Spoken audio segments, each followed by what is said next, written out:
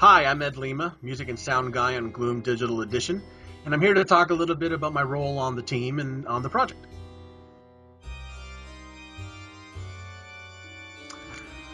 My favorite games. Good question. I've had the good fortune of working in the industry for a little over 17 years now, so I've had a chance to work on a lot of different things. Um, I like games where I can create an environment for the player that's a little bigger than what they're immediately seeing. I call it the porthole problem in games, where you have the screen in front of you that you're playing and interacting with, but then you have all that other stuff happening in the world. And it's a particular point of pride for me as a sound designer to create those moments that suggest a bigger world around you. So games like Doom 3 or Prey are particular ones that I think I hit that objective pretty well.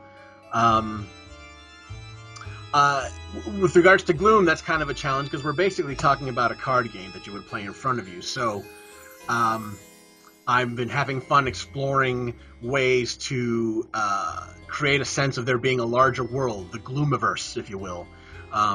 This beautiful black and white world of spooky, unhappy kind of people. That's good stuff for me.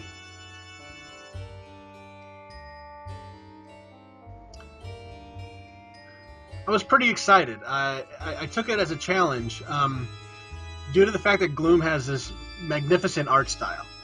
You know exactly what you're getting once you look at the cards. You know, it's this beautiful hand-drawn black and white thing, and it's corny to say it's obviously so gloomy, but it really is, and it's such a fully realized um, artistic vision visually that for me the challenge was to kind of get on that same page, get on par with that, match that uniformity of vision orally as well as visually. And so I started thinking about Gothic instrumentation, obvious things like harpsichord and pipe organ and those sorts of things.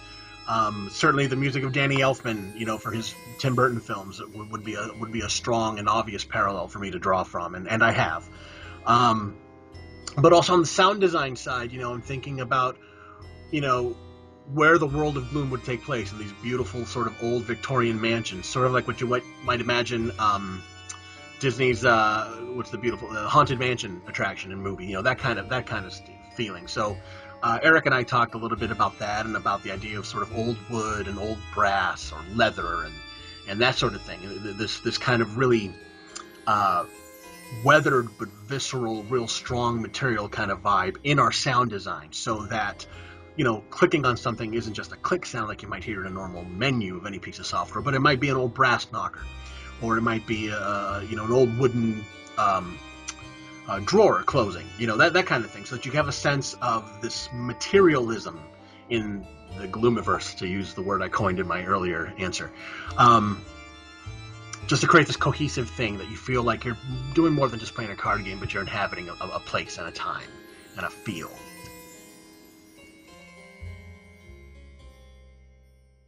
I guess I'd like players to feel what I was suggesting earlier, the sense of inhabiting a larger world.